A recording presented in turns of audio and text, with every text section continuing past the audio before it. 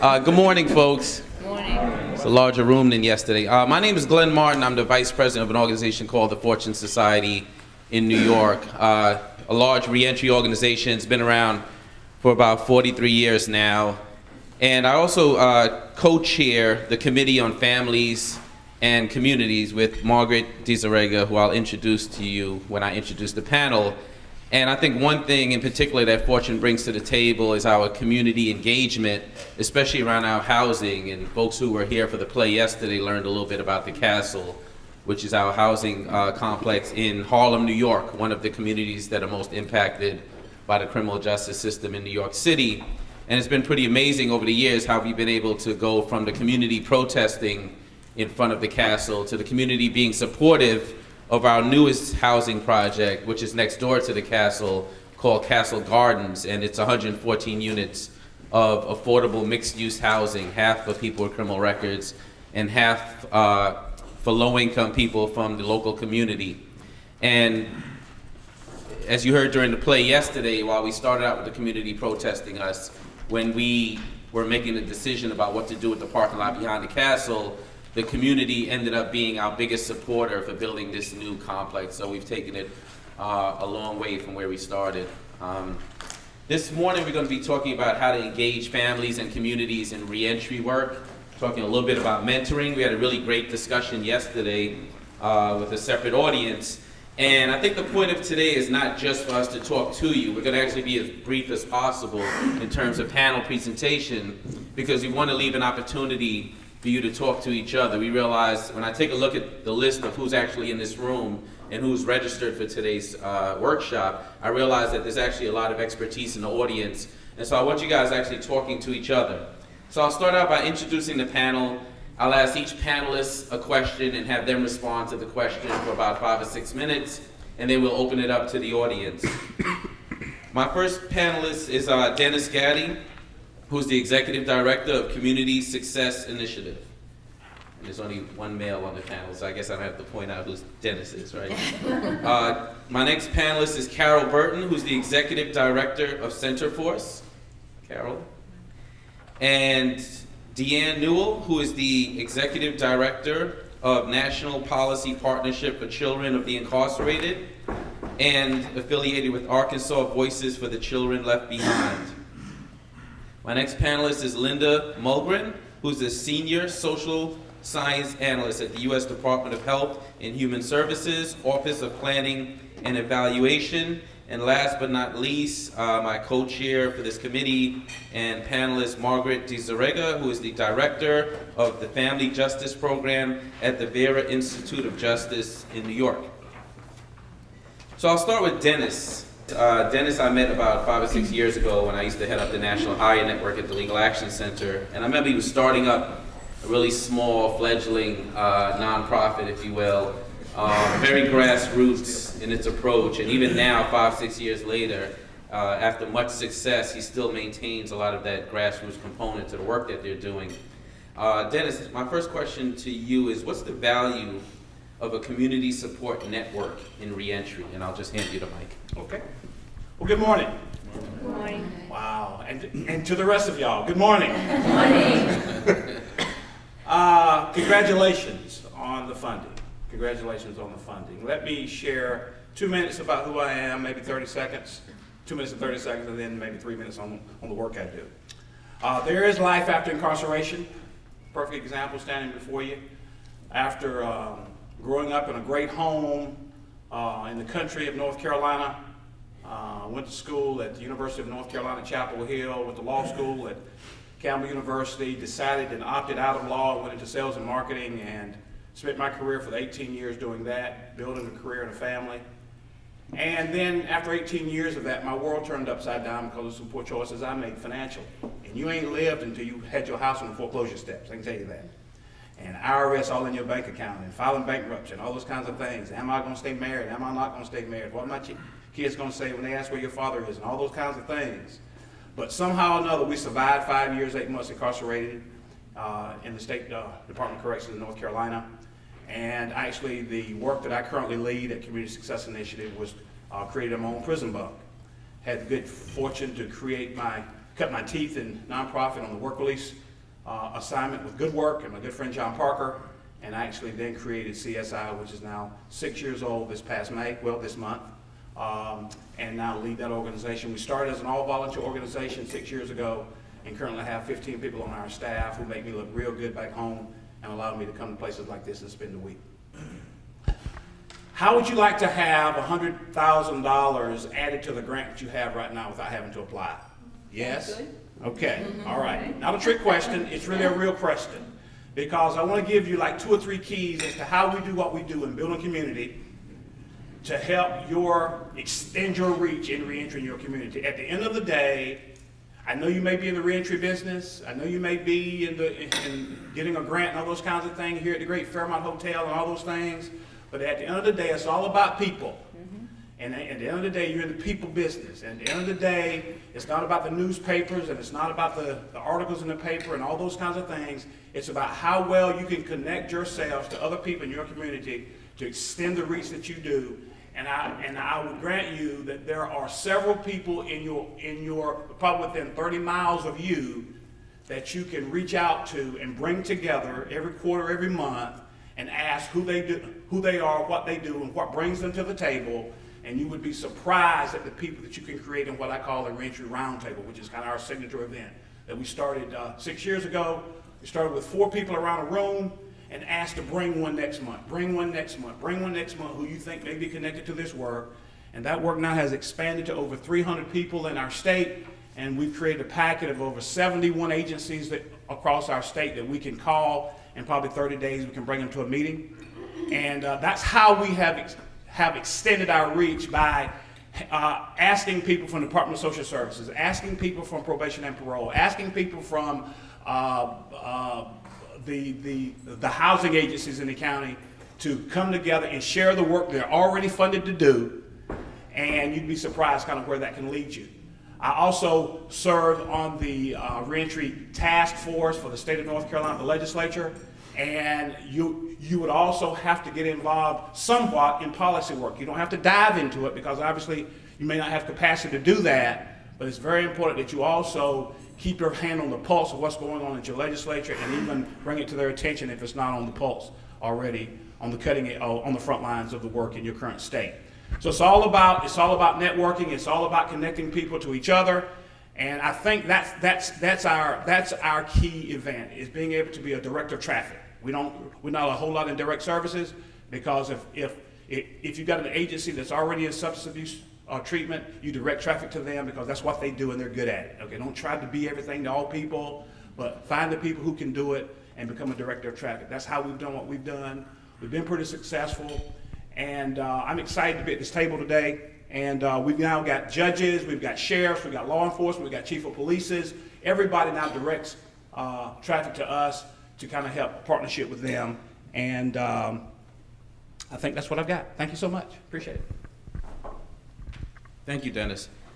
Next is going to be Carol Burton. Carol used to be in New York at an organization I respect very much, the Osborne Association, and the organization, much of their work is centered around how to engage families in helping people successfully reintegrate. But Carol herself has been just a champion on this issue. She's reminded us over and over the importance of looking at the family as a resource in reentry. And so my question to Carol is, what role can communities play in engaging families? Sure. Thank you, Glenn. Actually, I am currently the executive director of Center Force in Northern California, and the work there is really around engaging families. And I guess I want to talk about communities in a slightly different way. We always think about community-based organizations. We think about grassroots organizations, and when I think about grassroots organizations, I think about some of the arts-based organizations that have traditionally done work in prisons. But when you think about communities, you also have to think about faith-based communities or faith-related organizations that can bring resources to this work.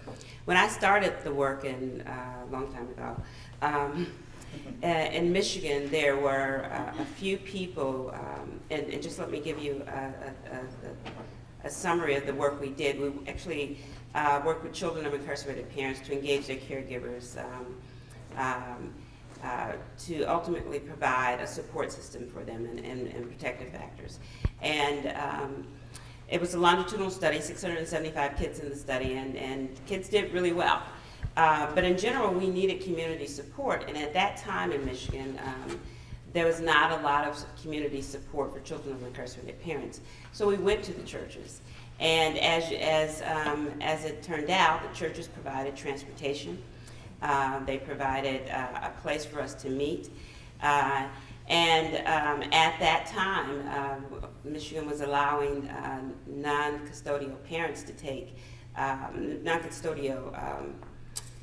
Actually, they were allowing people other than custodial parents to take children into prisons, and so the churches were responsible for that. So we traditionally think about churches or faith-based organizations as people who will provide transportation, folks who do provide prison ministry, but I'd like you to think about them in a broader sense. The communities of faith have their charges: forgiveness, redemption, reconciliation, and healing. So it seems that a natural fit. Many years ago, there were only a handful of faith-based or faith-related organizations in the reentry field, and now you find more and more. Just recently, I heard Dr. Dean Trelier say that there were over 4,000 registered faith-based organizations doing this work. So how do you access churches? Let me talk about 3 or 4 examples of ways that I've been able to engage faith-based organizations and faith-related organizations in this work. I mentioned the work in Michigan. When I moved on to New York, there were 2 actually actually 3 examples. One is called the Interfaith Reentry Coalition, and it's a group of churches and denominations across the spectrum, primarily Christian, but a handful of Muslim communities, where they were actually there to provide mentors for people who were coming out of prison. They also provided transportation, they provided clothing, they provided a mentor for the day, so they would meet someone at the train station when they were coming home and take them to their first parole meeting, their first night out, kind of providing that ongoing support. And more importantly, someone who could be a coach, a job coach, as they were kind of looking for the next place to go. Many of the mentors in the Interfaith Coalition were recovering, so they were sponsors. Another example was a fairly large, wealthy church who decided they wanted to transform their membership. And they wanted to do it through working with children and families. And so they spent a great deal of time bringing their congregation together to learn about the impact of incarceration on families. And then they would come to some of our family events. And then they started mentoring some of the kids. And ultimately what they did was they gave a large donation so that we could continue to take our children to visit their incarcerated mothers at the time. So this particular congregation, and as Dennis talked about the $100,000, they actually would buy 36 seats on a plane to fly the kids to visit their moms overnight. So that's another example of ways that churches can be involved with children and families of the incarcerated. And the last example is really in my current role as Executive Director of Centerforce. We're actually partnering with 2 faith-based organizations to do most of our marriage and family work. That is Allen Temple, which is a large Baptist church in Oakland, and they provide a location for us to host our family work, actually our family group work and our family counseling, our couple enhancement workshops, and then there is Axville Gospel, which actually has 2 residential programs for women and men. And we actually go in and provide family support and counseling to the families in those various programs. So in closing, I just want to say 2 things that as we begin to think about how we engage families and in this work, I think language is important. As you begin to talk about people who are incarcerated, you may want to think about using terms other than offender, inmate, describing someone by their circumstance or, in some instances, by the worst day of their life. Families are looking for and watching you to understand how you're judging and describing their loved one. They may be very, very angry, but they don't want to hear that from you. And successful engagement really and requires us to kind of examine some of that. And the last thing I want to leave you with is 3 resources. One is called Engaging Families of Faith. It's produced by Family and Corrections Network, which is the home of the National Resource Center for Children of Incarcerated Parents. I happen to be the board chair there. We also have another book that's entitled Engaging Communities and Community Responses to Families. And I'm going to give you the website. That's www.fcnetwork.org. So those 2 publications you can get from that website. And the last is WWF as in Frank, C as in Carol, N as in Nancy, E as in Edward, T as in Tom, work, WORK.org. And the last one is called Embracing Families. And it's developed by Prison Fellowship and collaboration with Family and Corrections Network. And that is actually a free curriculum to engage. It uses, you can use it with churches to engage churches in the work around families. And it's also free, so you can go to Prison Fellowship's website. So with that, I'm going to end. Thank you. Thank you, Carol. Our next speaker, Deanne, constantly reminds us that when a person's arrested and while a person's incarcerated, that it's not just the individual who's impacted by the incarceration, but also the children, the potential children involved in the situation, and of course the family members. And so my question to Deanne is, how can we engage children and family members in the reentry planning process? Thanks for the great question. You're welcome. Hi, everyone. I am so very touched, and it's very meaningful to me that you all have chosen to come to this particular workshop, because it suggests that you might be thinking about including families and communities in your reentry planning work, and that makes me very excited.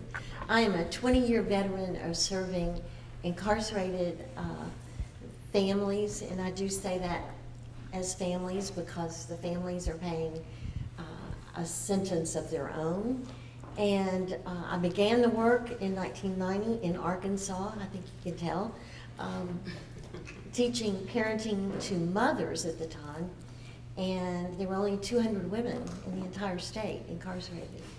And within 3 years, we had doubled the number of women, and we had also doubled the number of men in that short a time within the decade in which we were going to double nationally the entire number of people in prison. And the number of women in prison during the 90s tripled. And so when you're thinking about your work and who you're working with, you are primarily going to find that you're working with a parent of a minor age child, just because the statistics tell us that. And if you're doing work with a parent of a minor age child, you are often dealing with not only the reentry minefields of coming home into employment, housing, all the Maslow's, bottom layer of the pyramid, but you've also got another set of minefields that this parent is going to face, which is going to be how they're going to cope with their family relationships, although some of them may not have maintained any relationships, or the children may not have been able to maintain a relationship, and I bet you know why. Anybody know why? How about telephone surcharges? distance to the prison. And since we punish primarily poor people, we make it more difficult for these families to stay in contact. Anytime a child is separated from a parent that has been involved in their lives in some way, it is a meaningful and painful loss. And I will tell you, if you get to know the children while the parent is inside, you can very easily access their pain. And it is real pain. And I have had the good fortune of bringing children who have never met their fathers, and there are more children with fathers in prison, obviously, to meet their dads for the first time. And it was a very important event to them. There was lots of preparation on both sides, but it was important in their journey of identity.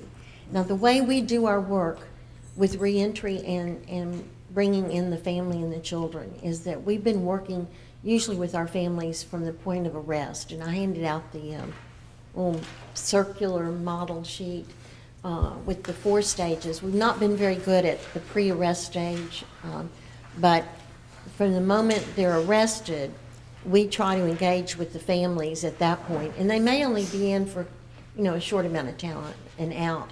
We try to hang with those folks. And then if they're going on to prison, either the federal or the state DOC, we try to maintain, and we call it family mentoring, because we're seeing the children, the caregivers, or the other parent, and the parent who's inside. And then we track the family and the parent as they come back together or as that parent returns for what I think is hopefully a transition period. When you're talking about a family receiving their loved one back into the family, you're talking about that minefield. And if there was just some way in a perfect world to ease that person back into a transitional period before they really had to pick up the pieces of the family, that would be the best of all worlds.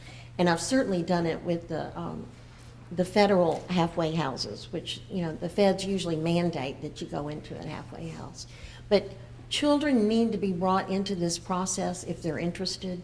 I would say above the age of 8, they can make a really important contribution. And I would propose to you, we start our reentry planning at entry, really at arrest and thereon. But if you can start during the incarceration period and giving enough time, you can settle out some of the dynamics that were pre-existing to the incarceration.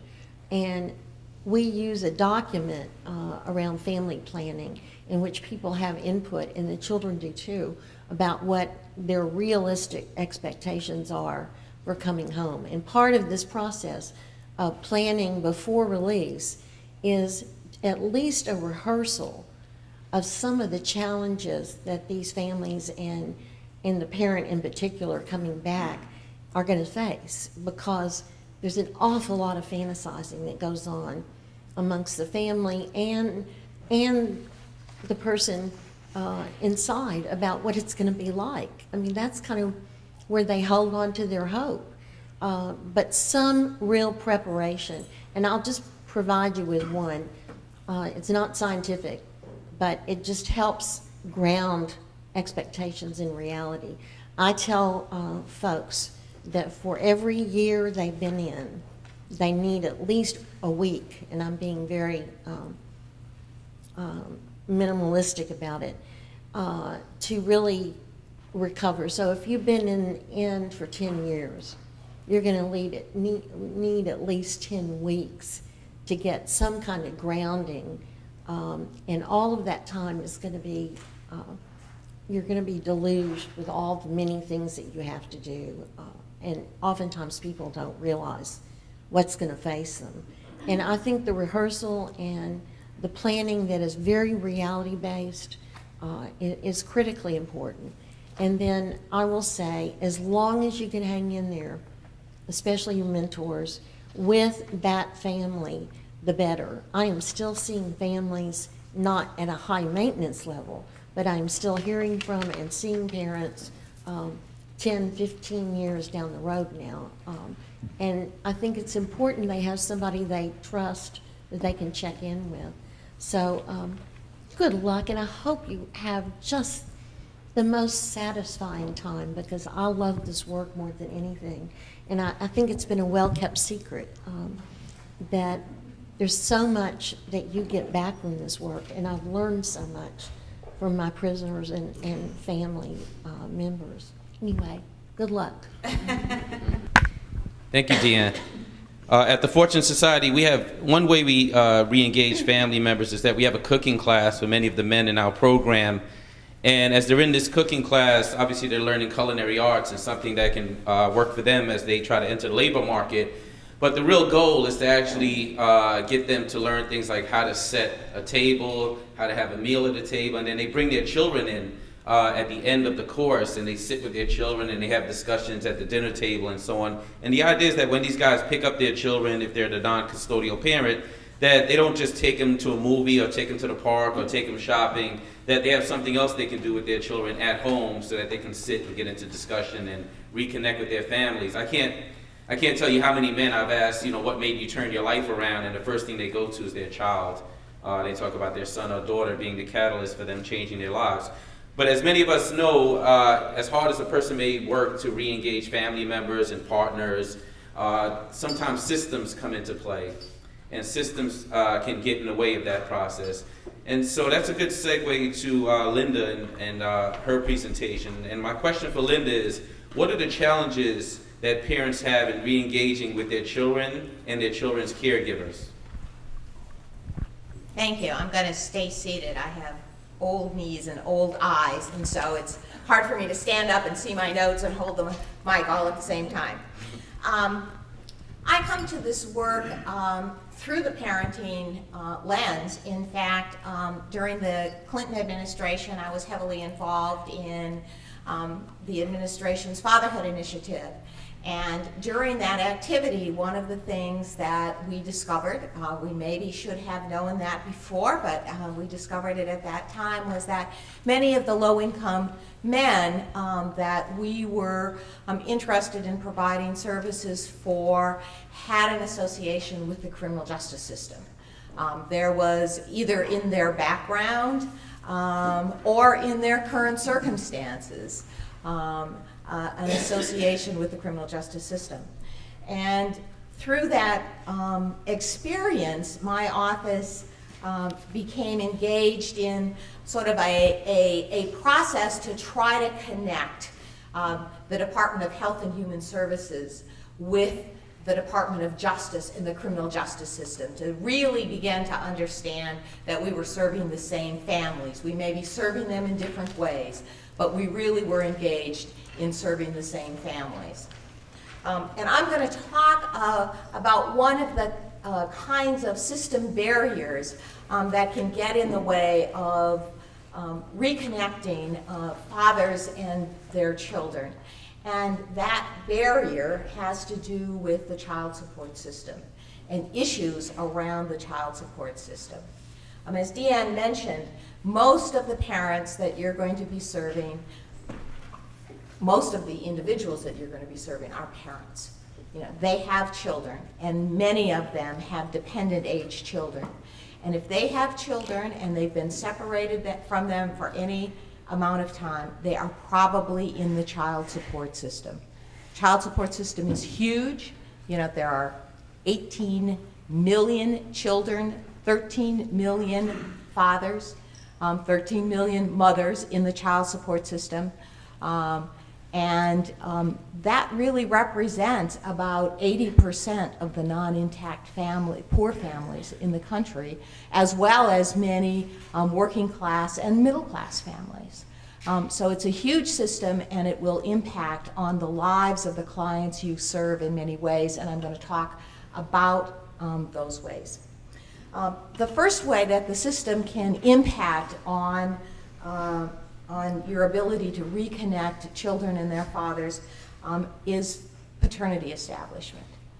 Why is that an issue? It's an issue in two different ways. One is that there are some institutions that will not allow children to visit their father unless there is legal paternity establishment So that if it's a non-marital family, and the mother or a caregiver wants to bring the child to see the father, they may ask, is there paternity established? You know, how do I know that this is the child of this prisoner? So one of the ways that you may need to need to be aware of in terms of doing your work, is the idea that paternity establishment can be an issue. When the prisoner is released, the other way paternity establishment is an issue is that he cannot get visitation or a parenting plan or time with his child unless there is paternity established. So, you know, that kind of legal connection is very important and it needs to be made. One caveat about that legal connection is that if paternity hasn't been established, you know, it's a very simple process. There's a civil process that one goes through. It's not expensive to establish paternity, but if there is any doubt at all that the child really is the biological child, it is very important to talk with the family about the possibility of getting genetic testing. And the reason for that is that once you say that you are a child's biological parent, you are that parent for life. And even if you discover through a genetic test or through your partner saying sometime later that this child isn't yours, you signed the piece of paper. The child is yours, and that creates all kinds of problems for the child, for the non-custodial parent, and for the caregiver, because you are caught in that legal relationship, which maybe shouldn't have been established in the first place. So that's one way that that families are affected by the child support system. The child support itself is a very efficient process. It is like death and taxes. There is almost no way of getting out of being obligated to pay child support if you're a non-custodial parent. You don't have to be there in court in order for a child support order to be entered. The process, the service of process for a child support case, which is a civil case, is much looser than it is in a criminal case. Many child support agencies, all they need to do is send a first-class letter to the last known address, telling somebody that they need to appear in court. Well, you can imagine in the lives of many of the families we serve, that last known address may not be the address where the person has lived for a long time, or it may be just one of many court summons that a person has received, and it may just get thrown in the wastebasket. Or the people who are currently living there, even if they're family members, may just discard it and not pass it on. So someone may not even know that they have been, that a child support order has been established on their behalf. Or if they do know, they may have not been paying much attention to what was going on because there were a lot of other things going on in their life. Child support obligations, once started, don't stop because someone is unemployed. They don't stop because someone is incarcerated. And they can't be reduced, retroactively because of unemployment and incarceration. It is not uncommon for men going into prison to have child support orders of arrears of $10,000. They haven't been paying regularly for some time. And it's not uncommon when they get out of prison to have child support orders, arrearages of $30,000. Those are not extreme cases. Those come out of some studies that we did in a state where we actually looked at what was the amount of child support or arrears that was owed. And so once a person is on the path to reentry, you know, the child support issues that they might be facing on the outside, you know, are very serious and they need to be addressed. And one of the reasons that they need to be addressed is because once they are employed, child support is garnished from someone's check. You know, when an individual is employed, not just an formerly incarcerated individual, but any individual is employed, you know, there is a notification to the government that says, we have employed John Smith, Jane Doe, Mary Jane, you know, and her job started at this point in time, and that information is sent to the child support agency, and the child support agency will immediately contact the employer and take action to do a wage withholding. And that wage withholding can in fact be up to 60% of someone's wages. Now for folks who are probably going to be in low wage jobs, that's a pretty big bite out of the income. And it's one of the reasons we suspect that a lot of times once guys get situated, get a job, and you know, after 2 or 3 paychecks, they just drop out. Well, you know, it's pretty hard when your paycheck, you know, isn't enough to live on. Now, there are things that can be done, you know, in working with the child support agency. You know, repayment plans can be developed, you know, which would take less than the maximum amount out of a paycheck.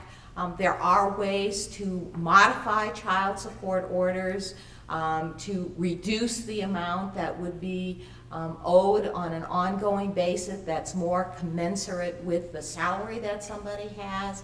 And in many states, working with fatherhood programs, child support agencies are starting arrears forgiveness programs, especially for debt that is owed to the state because the family was on welfare rather than to the family.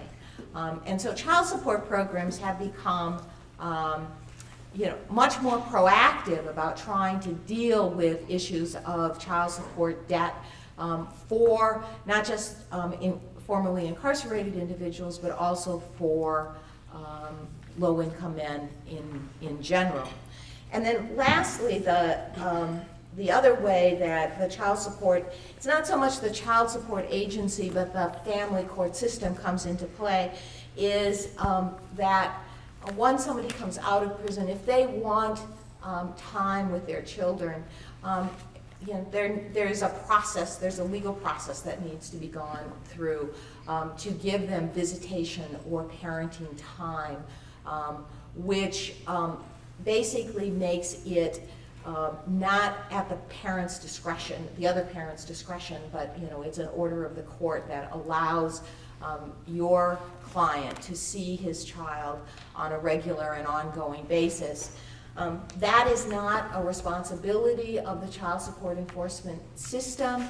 This is a place where a relationship with fatherhood programs in your community can really come into play. They are often the ones who are looking at you know, how we can do better by low-income men around the issues of access and visitation. So I really recommend that you take the issue of family relationships and the systems that impact on those relationships very seriously, and that you make the child support agency and fatherhood programs in your community some of your new best friends for doing this reentry work. And then lastly, I just want to say that it's important to remember that the mother, the former partner, the mother of your client's child is not your enemy. There has been often a lot of conflict between the parents. She may be very suspicious of whether or not it's a good idea for her child to be involved with the child's father. And you also need to reach out to to them and to the agencies that serve low-income mothers to work on developing trust with the custodial parent as well as trust with the non-custodial parent. Thank you. Thank you, Linda. We place about 400 people in our agency into jobs each year, and we see these guys having very similar issues. There's one thing that you didn't mention is not just is the child support system efficient in terms of identifying a person who's suddenly working, but all of the other systems that are in place to help collect the dollars are equally as efficient, or probably overly efficient, to be quite honest, because suddenly our folks have their bank accounts seized, their driver's license seized, and so on. And even when they start paying, I find that sometimes these systems don't speak to each other as quickly as you would like, and so the enforcement goes on even after a person is paying the arrears and the ongoing amount. So I'd like to move on to our last speaker so that we have time for the audience. Margaret, who does really interesting work, and I think you'll find it very interesting. You know, I won't even give it away. I'll just ask you the question, right? How can correction and parole implement a family-focused approach? Correction and parole. Thank you. You guys all still doing okay? I know we had the 8:30 start time, especially for those of you from the West Coast, a little rough. So I'll try to keep this interesting. I'm going to talk about three things. Some examples of how corrections and parole agencies might implement a more family-focused approach, even when they might never meet a family member. I'll give you some examples of ways that we can incorporate families into some of the existing opportunities within prison and parole sort of procedures. And then I'll end with the sort of, you know, grab bag of interesting things jurisdictions are doing with technology to help people stay connected. And for all of my comments, when I use the word family, I'm really going to be referring to the broadest definition of family. So that might include traditional family members, whoever's in the household, guardians, grandparents, kinship care, mentors, neighbors, you name it. But I'll use family as shorthand, but just so you know, it encompasses all of those people. And at the Vera Institute of Justice, where I run the Family Justice Program, we provide training and technical assistance to these government agencies. So some of these examples come from places where we've worked, and others are, you know, things I hear about on the news and feel really excited about. And then I know that as we get into the Q&A, there's many other examples from those of you around the table of interesting things you're doing too. So starting with the instances where corrections may never meet a family member, I think there's still some really important opportunities to take advantage of in asking different kinds of questions of people who are in correctional facilities. And this, you know, pertains for youth as well as adults. In Oklahoma, for example, a women's prison that we're working with is implementing what we call the Relational Inquiry tool.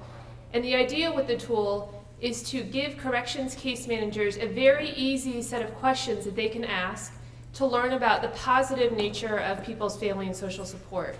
Because we know that our risk instruments and all those other forms are very, very good at getting out all the deficits, all the challenges, who else has been incarcerated, you know, those kinds of questions. But they have some room to be improved as far as how they're categorizing family strengths, even the individual strengths. And so we developed this tool as a way to help facilitate those kinds of conversations. I'm very encouraged by what's going on in Oklahoma because they're implementing this tool early on in a woman's incarceration at a higher level security facility than the staff at the sort of step-down community correction center, which is still you know, correctional facility of sorts. They can build on the completed relational inquiry tool, and then by the time the woman gets to meeting with her parole or probation officer, they have that tool completed in the file. So when they're talking with her about who might come with you to your next parole appointment, is there anyone who's going to be a support for you while you're completing supervision, they can look at that document that's been completed and hopefully revisited throughout her incarceration and, you know, have a few names and relationships right there that they can draw from. Can I ask you a question about that? Yeah. How many items are on that tool? I believe there are 8. 8. And is it like a narrative? It is. Okay. It is. So it goes a little bit against the grain of many correctional forms, which tend to be more yes, no, check boxes. but that was very deliberate so that we could hopefully encourage people to have conversations. And one of the things that we found, it took on average about 13 minutes for staff to complete the relational inquiry tool. And staff that we interviewed in developing the tool from a range of facilities felt that having this kind of document made it, prevented their concerns around overfamiliarity. So often we'll hear from staff, well, I can't ask about family because it violates sort of our departmental policies around overfamiliarity. And I'm glad you look puzzled, because that's a good thing, because I'm puzzled too. And I think the concern is, or the thing that we need to clarify in that instance, is that we're not asking staff to talk about their own families. We're asking them to ask questions that can inform the case management process. And having some kind of tool that makes it clear this is not about being nosy or shooting the breeze, but it's about getting information that can inform case management, I think has been really valuable. So a couple of examples of ways that we can incorporate families into some of the existing practices within prison settings. Often in the states that we work with, we encourage them to think about who staffs the visit hall. Is that person somebody who is generally good with people? Do they like to answer questions? Will they welcome people? These are all basic things I know, but the visit hall can really affect the tone in that room, how people feel about their visits. Even thinking about having staff who can be there other than the sort of security side, who can address questions that visitors might have, and even if they don't know the answer, they can refer them to the correct person. Those are all sort of small things that I think can make a big difference. In California, on the juvenile justice side, we worked with a facility in Stockton, and the staff made two really significant changes to try to increase the engagement with families. One is that after their regular case management meetings, which happen on about a monthly basis, they would call families and let them know how things are going, give them an update, have an opportunity for the family members to ask any questions, and reinforce the parent and guardian's role in their child's life.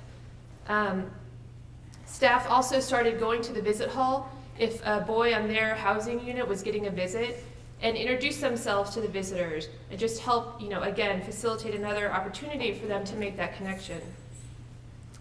In New Mexico, at a men's facility where we're working, they're going to start trying to invite families to the Reentry committee meetings.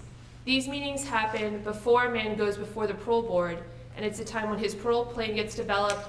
Different staff from the facility are talking about, different services he might be following up on once he's back in the community. And so we're trying to figure out how could we encourage families to come to those meetings? How do we ask them, good, thoughtful questions to have their engagement in those meetings really meaningful? And one of the things I'm most excited about with that idea is it came from the classification officers. When we asked them, what do you think could be different here if we were really to focus on family engagement? This was one of their first suggestions. So that's always good as a outsider coming in. It wasn't my idea. So any success I can sort of mirror back to them. Now, as for our grab bag of technology items, there are a couple of states that are using email to help people stay connected while they're incarcerated. And unfortunately, it's not free, but families can go online and sort of purchase a certain amount of emails, type the email to their loved one, it gets sent to the facility, and it can get printed. There's sort of two ways it can work. It can get printed out with a sort of response page handed to the person like any mail would. That person could, write back their answer, and it gets sort of scanned and emailed back to the family member. Or some states are actually exploring whether people can email back their response. So getting them using the computer, or at least some sort of keyboard, and these might work in sort of like the automated kiosk kind of way that certain facilities are incorporating now to let people check, the amount on their books and other things. In a jurisdiction in Ohio, they're doing some really interesting things on the youth side, where probation officers have laptops that they're taking, and when they conduct home visits, they can open up that laptop and do a video visit right there in the home. So, if you haven't seen your living room or your pet or one of your parents who may have a health issue that has prohibited them from coming to visit you, can just think about the impact of sitting in front of a screen at the juvenile facility and seeing your living room. I love that idea. And I think video visits, though, as some of us on the panel have been discussing over the week, certainly do not replace in-person visits. I think they can be a way to help connect people who might not otherwise be able to visit due to distance or other limitations. And a lot of facilities have the video conferencing capacity. So even for those of you who are social service providers or running mentoring programs, it might be worth inquiring whether you may be able to use that capacity to meet with people pre-release. Just something to consider. And thanks for your time. So we've heard about leveraging the community as a resource, the importance of the language that we're using to engage individuals and families, reestablishing relationships with children, engaging the child support system, and how parole and corrections can play a critical role in this process. So now that we've heard from the experts, I'd like to hear from the experts, if you will. And I'd like to open it up to questions and comments from the audience. And because we're tape recording, we're going to have to pass the microphone around as folks ask questions. So if you raise your hand as an individual here, we'll bring the microphone to you. Questions, comments? Over everyone that's spoken, I've not heard anyone address Child Protective Services. The ladies that I work with have had their children taken away with Child Protective Services. Child Protective Services in the state that I'm a part of in Texas is very, very difficult to work with and very set on separating permanently the families. And even though I'm working with women who have made choices with drug and criminal environments that are willing to change, in that their hopes of getting their children back are very, very limited. And I just wanted to know if you guys have any support that would help with that direction. We do a ton of work, not only with moms, usually moms, but also dads whose children are in care in the public child welfare system and are facing dependency neglect cases. My sense of the mentoring grantees is that it takes an awful lot of training to be involved in really the whole maze of the child welfare system. But I do believe strongly that your presence, just your shoulder rubbing with that parent in court is critical, because you have no standing in court other than if the judges invite you in. And that's what's evolved for us over time, is they invite us in. They'll have CASA involved, and they'll have all these sundry others, but they invite the real live on the ground person who's working with this family to come in as well. But that takes a lot of years. But I think it's critical, if you are going to engage parents of minor age children, you're going to confront those who have child welfare cases, because it's anywhere from 10 to 40% are what we are getting. We're not even sure if that's as low as it is, but that's pretty significant. These children are in out-of-home care with child welfare, so I think you have to be versed on it to some extent. I just don't know that you can really, be a player in it, if that makes sense. I think it's absolutely critical, but I think the work with mothers and fathers about their children has to start inside. It's too late when they get out. Many of them already have gotten termination of parental rights papers inside, so that's where we have to build a partnership inside prison, whether it be through volunteer lawyers, which we have in New York, and they go in and work one-on-one with the mothers to start that process, because too often the women come out and the men come out and their families are gone. So that's an answer to that. I also had a question about the intersection of the HHS mentoring program for youth, and as that has impacted mothers and fathers coming back who have had kids in that program. I don't know if you know that, because I'm interested in that, because the youth mentoring is as important as goes hand in hand with adult mentoring. That was my other question. But I don't mean to lose the child thing, but I had asked the question too. Thanks. The way that the mentoring program for children of prisoners works is it's really focused on the youth and not focused on the parents or the family configuration as much. So that there's been, I think there are a few programs that have looked at it and done some work as a sort of a family mentoring program, but the program itself is not designed to really connect with the parents, but to work specifically with the kids. So there really hasn't been as much intersection connection around that program as we would probably like because of the design of the program. The new RFP that's coming out will have a stronger emphasis on family involvement, and they've always had it in the language saying that you needed to work with families, but it wasn't supported. Now this new RFP that will come out will specifically say that, so there'll be opportunities for grantees to do some intersection. I'll comment about the women who lose their children. Same thing as the woman from New York was saying. There are, all over the country, there are legal services for children of incarcerated parents.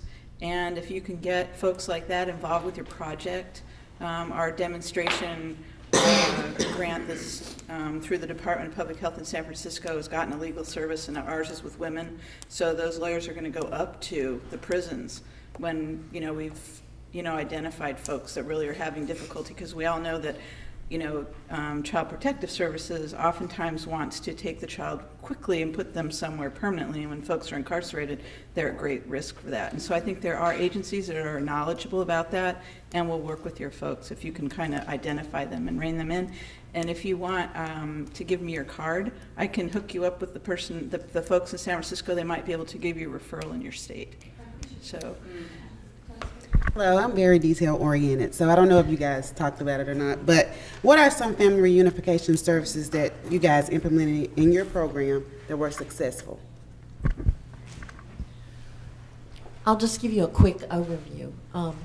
As the parent is reentering, we always have somebody at the gate to pick them up rather than putting them on the bus to come home.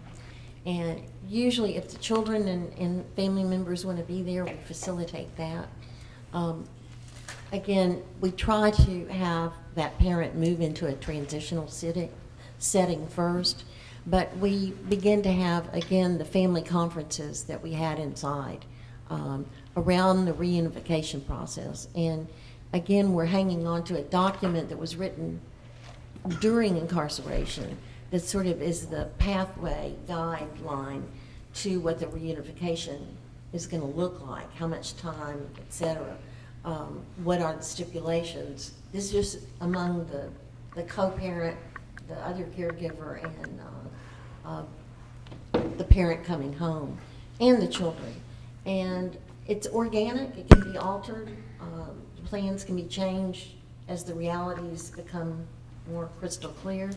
But I think there's an important part of the maintenance of the reunification process. And there's a program we developed called Parenting After Release that involves all the caregivers and the person coming home, where there's an opportunity to talk about some of the minefields that they're confronting. And eventually what we've had actually happen is that document they wrote together inside about the reentry planning has actually been adopted by judges who really like the fact that the co-parent and the parent put a lot of thought and attention into how this was going to happen before it began to happen, and have actually put it into the custody arrangement. I guess I want to respond by saying that there are some key ingredients that need to be in place for successful family reunification to take place. First of all, that there needs to be some parenting or relationships courses inside prison to help people really begin to think about the impact of their decisions on their family members. And then a visitation support program, so that they have some contact and preferably regular contact with family members to begin to address some of those issues. And then the third piece is that it really starts early enough so that the relationships haven't been damaged. And I know that all of you know that most of the families that you're talking to now are long gone, or they're disconnected, or you know, I have a colleague who talks about the families cope in about 5 different ways, and you know, there are families who just cut themselves off, and they go on in their own direction. So intervention and support that's designed to keep the family together early in the incarceration, and then visitation, and then courses inside to help people learn skills and develop empathy, so that they have a greater sense of their role and their impact on families. And then the ongoing support once they come home. Family members really need that support while the person is in prison, but also once they come home, it's important too. Just one small thing to add to that. I think the best case scenario is certainly to try to help maintain relationships from the start. But I think we also want to always give people an opportunity to reestablish connections. I was talking with a colleague at Rutgers University in New Jersey who's doing some research on incarcerated fathers, and she was sort of looking at almost different typologies, although she would never want me to use that word, it's like too strong. But there was certainly a group of men who she saw who reestablished relationships, you know, maybe towards the end of their incarceration or after a significant thing had happened in their family system. So maybe a death had happened, or a birth, or something else had happened. So I think one thing that we all, you know, just to sort of highlight is that even if ties had been severed, you know, it may be saying, who was the last person who said, come give me a call when you get yourself together? You know, and looking for those kinds of opportunities to reestablish relationships, and always making those opportunities available, even if people have not taken advantage of them, you know, for many years. I just wanted to share 2 thoughts to add on to that. One is that the Fortune Society, for a long time, we could only afford to have one attorney on staff who wasn't a house counsel, who was actually in our family support unit, specifically addressing child support issues. And our clients saw that as a resource, especially the men who came home with huge amounts of child support arrears. And that was a way to sort of pull them into the broader family services that we had at the Fortune Society by providing that resource, going into the courts and helping them to negotiate the child support arrear issues. I remember when I came home from prison myself after doing 6 years in New York, I came home with $53,000 in child support arrears. And one thing I remember in particular was how that painted the picture of my relationship with my child's mother, because the assumption was that she initiated this and that she was proactively doing something, when the truth of the matter is that the arrears actually were not owed to her, they were owed to the state of New York, and that she wasn't the one who initiated it. It was Human Resources Administration that initiated it. And the other thought was around our housing. So for many years we provided housing just for mostly men coming home from prison, and then we realized that after a certain amount of time men would want to reunite with their families, and so our newest project allows men to go from a single unit into 2-bedroom and 3-bedroom permanent affordable housing in the same building within the same structure. It's mixed use. Do you have other questions or comments? Yep. We have 2 problems out in Oregon. Eastern Oregon is very remote. What happens is, sometimes as the weekend hits, the jail is right there, we're in the county seat, and they matrix people out. And so they've called us up at 11:30 at night and saying, could you put somebody up? And that's, we run a transitional housing unit with the Stepping Stone Foundation, and we also put people up right there. So we get called with that, and that's disruptive to the people already there. And we have no chance to establish any type of rapport at all. The second problem is even more systematic, associated with over the mountain from us. Parole sometimes finds out at 6 o'clock in the evening that somebody will be arriving on a bus to be let go right there. And we don't even have an idea. Parole doesn't know who they are, and they don't get any information they tell us. And I have a tendency to believe them. Are we that bad off? I mean, is that typical for other states? Very often, like you don't know when they're being released, and it's done in, and I'm thinking more of DOC than jails. It's always 11 or 11:30 in jails. But a lot of our clients are released in their uniforms and come home on the bus and step off into the new free world. And everybody that passes it knows exactly who they are. I feel it so critically that somebody does meet them, even if you don't have a long time rapport, but somebody is there to greet them. Because we also know the vulnerable time for ODing and suicide is that real close period right after release. And I feel like there needs to be human contact right when you get home. I just have a comment and then also a question or request for information. And this maybe seems really simple and maybe goes without saying, but I know in South Dakota we've really determined that we need to have a case management module around the family and around the parenting. You know, we start doing case management and release planning when they're within 5 years of getting out. But typically we haven't really engaged with what the plans are for parenting, what the plans are for reuniting. And I think a lot of times if you just assume that they're going to reunite and they're not going to be able to, I think that you're setting an offender up for additional difficulties. So I just think we have to get really deliberate with the case planning around family issues. The other thing, really a completely different subject, just asking if anybody has any information or aware of any effective programs. In South Dakota, we have a really huge Native American population. And the recidivism rate, of course, is higher than it is for our non-natives.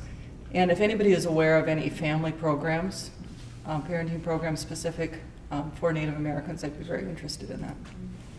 I know the Masters of Social Work program in Duluth, Minnesota, they have some people, Native people that have worked on some parenting stuff. So I can try to get, I don't know that it's specific at all to incarcerated folks, but I have some contacts that have some of that, so I can swap cards. Our program in New Mexico, we start with the incarcerated parent. We give them parenting classes, case management. Family intervention specialist works with the family in the community with the children, also with CYFD. And then we continue with overnight visits, or we start off, well, depending. If they haven't seen their kids, we have a televisit. So we do have televisits. We do have 3-hour visits, 7-hour visits, and an overnight program that we started with the women. That has been going for about 2 years now.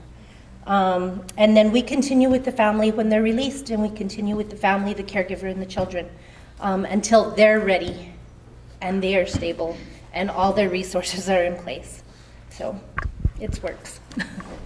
I just wanted to hit a couple points about community while it's on my mind, and I thought about it when I finished a while ago.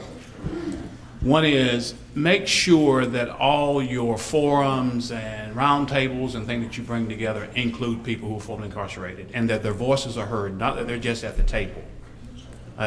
Sometimes people kind of let that slip through the cracks because they think they're the experts and those kinds of things. But always let people be at the table who you're serving, and have them an intentional voice at the table. That's very important. That's number one. Two is, where you have a chance and whether it's strategically possible to do, always talk about the elephant in the room, about race and class. Okay, it's very important to understand. I serve as the prison support chair for the NAACP for state of North Carolina. And as we know, that all incarceration is disproportionately, by race, African Americans. And where you have a chance, you've got to address that. You've got to keep that before. Where is it's strategically possible to do it? You don't have to be all out of sorts about it, but you've got to keep it in front of folks so that when the policy is finally turned around, you need to look at Jim Webb's work from Virginia and all the great work he's doing about having a study on it nationally. But you've got to understand this piece, and poverty. And poverty.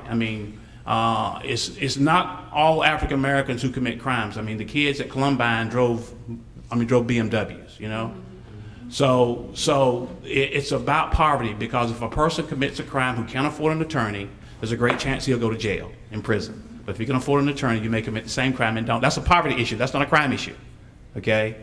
So keep that before folks. And then finally, I just want to say that I have some packets at the end of the day about some best practices that we've done in North Carolina around bringing our partners together. I don't have one for everybody, but I've got enough for each group. And also, I've got some studies from the Urban Institute about how to do reentry mapping in your community. I just wanted to reinforce a couple of resources that may be helpful. I forgot to mention the Healing Communities. It's a framework for congregations and their ministries to work with families, and that's actually coming from Dr. Harold Dean Trulier. And actually, his website is actually in the book in terms of bios, so you can find it there. It's also on the Casey website. It's on the Casey website. The other thing I wanted to mention is as you started to talk about curriculums for Native Americans, you may want to check the directory of families, programs for families at the website that I gave you earlier, www.fcn.network. I also want to direct you to that website for training around families. We have some CDs that you can back order on the engaging families, working with families in the mental health and health system, around the education system. And the third thing I wanted to really say is that to direct you to Centerforce's website. It's www.centerforce.org. We have a lot of resources on helping communities respond. One particular poster series that really helps to engage people in thinking about, there's a picture of a boy who says, "My dad is coming home, he's going to need a job." Or this picture of a young woman who's saying, my brother's coming home, he's been in prison, he's going to need a job. So, it begins to help you begin the community conversation around people returning home. Give that website again slowly, I'm not getting it. www.centerforce? Okay, www, F as in Frank, C as in Carol, N as in Nancy, T as in Tom, W as in William, O as in Orlando, R as in Richard, K as in kid, .org. I remember that. Centerforce is one word. Centerforce.org? Yeah. So I remember that poster series that was done by Centerforce. I thought it was particularly effective because it really did not focus on the individual who was coming home from prison, but focused on the family member, the husband, the wife, the child. In fact, at Fortune, when we decided we did a billboard in Midtown Manhattan at Times Square, and the billboard said, "You think time in prison was tough, try finding a job once you get out." It was around some employment work that we were doing. And we decided that it was important to put family members up there based on that poster series, because it's really hard to take a look at this family. First of all, we didn't identify who in the family was essentially the voice that was speaking, but the press that we received as a result and the phone calls we received and so on were so different than some of the work we've done in the past, because people didn't start out saying, well, why does this person deserve a job? He or she did something wrong. They saw the family message to sort of soften the conversation, if you will. Anyone else? We have time for one more question or comment. I'm sitting here and I know it was another topic, but the issue of people coming home, where's the home they're going to? And I think that's another very critical piece for what we do with men and women coming out of prison, because they need support. When they go to programs, and there are many wonderful programs in this room, but not everybody's going there. And some of them are going home to people who don't want them. So all the more reason for adult mentoring programs to work, because that will be a support system, an advocate, a person who believes in them, to work with them, to go to court, to go to all of the hearings and be a support to them. So I think the work is important. Thank you. I think that's a great message to round out this discussion. Can we get a round of applause for our panelists?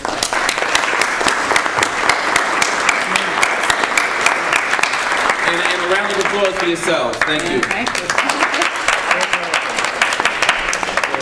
Thank you. Thanks.